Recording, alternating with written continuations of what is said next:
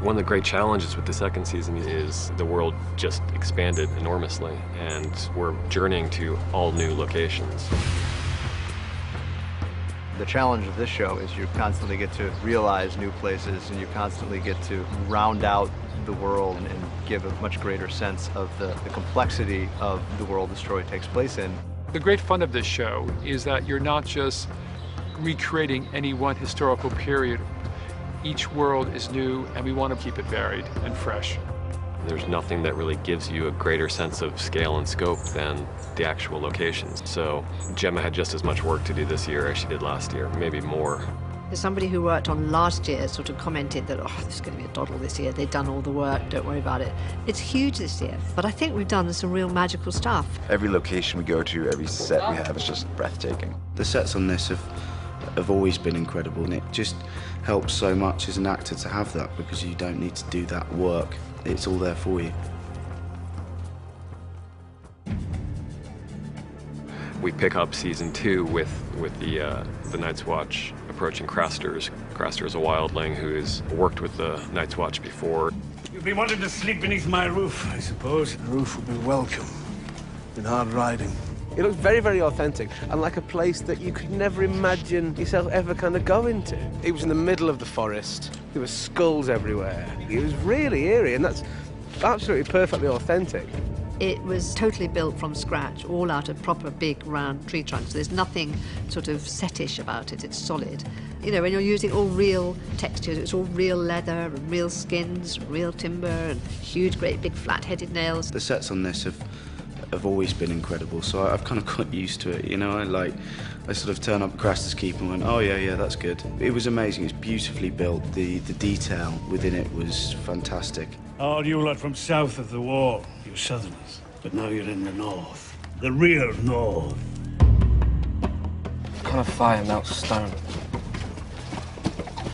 Dragonfire. Harrenhal's kind of a haunted castle. It was built to be the greatest castle of all Westeros, but poor Harren did not account for dragons when he was fortifying it. Harrenhal is supposed to be this absolutely vast, vast castle, even though it's a total ruin.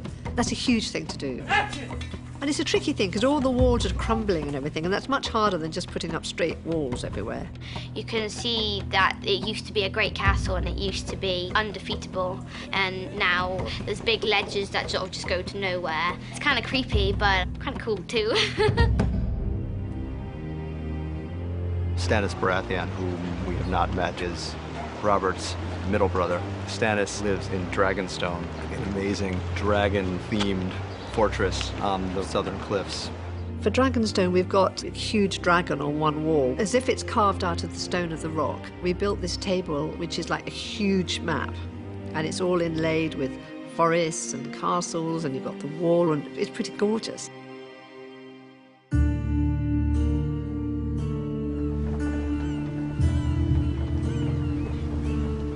Pike is the Iron Islands, and we found this fantastic harbour up on the north coast, a place called Ballantoy. Pike itself is like this huge castle that was built on like maybe a rocky outlet, and then the idea is that over the centuries it's falling into the sea. They live on an island and it's remote, so it's a very brutal certainty of life on Pike. Baelen's Chamber is a great set. They've just built this huge room with a big Kraken fireplace. It's just amazing, the sort of scale of it. The whole place was hung with tapestries, very, very, very destroyed and kind of aged. I have to say they were exquisite. We are the 13, charged with the governance and protection of Qarth, the greatest city that ever was or will be. Qarth is a fabulous city on the edges of Essos. It's not supposed to look like any of the cities of Westeros. It's a kind of an oasis city.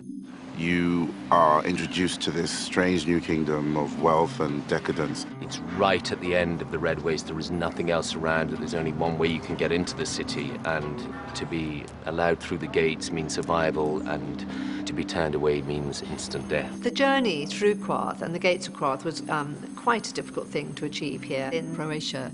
We found a beautiful position to put up our wall and our gates. We made the gates in Ireland and brought them over. Obviously, we built the wall here, and I've got this fantastic scenic painter, and he painted all those beautiful animals and wild creatures, and it worked.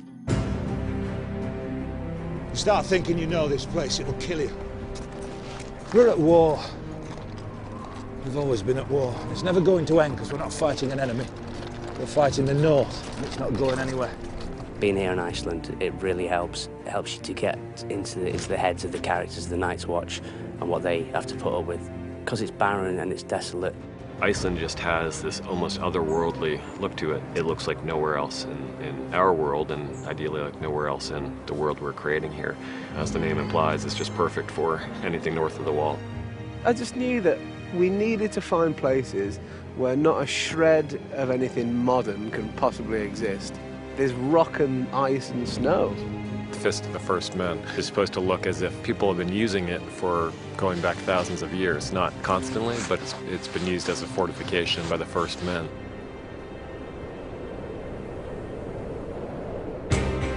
With this show, you come to expect a level of detail and scale that you wouldn't on other things, especially not TV. The farther we get to go with it, the more real and lived in the whole universe of Game of Thrones is going to start to seem.